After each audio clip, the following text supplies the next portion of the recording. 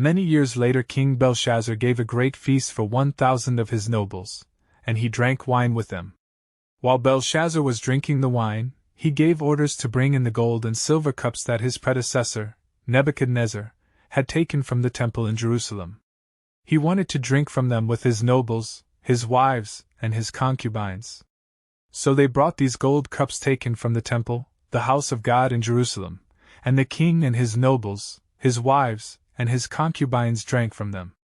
While they drank from them, they praised their idols made of gold, silver, bronze, iron, wood, and stone. Suddenly they saw the fingers of a human hand writing on the plaster wall of the king's palace, near the lampstand. The king himself saw the hand as it wrote, and his face turned pale with fright. His knees knocked together in fear, and his legs gave way beneath him. The king shouted for the enchanters, astrologers, and fortune-tellers to be brought before him.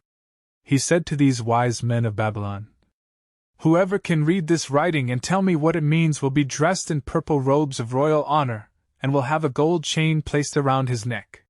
He will become the third highest ruler in the kingdom." But when all the king's wise men had come in, none of them could read the writing or tell him what it meant. So the king grew even more alarmed, and his face turned pale. His nobles, too, were shaken. But when the queen mother heard what was happening, she hurried to the banquet hall.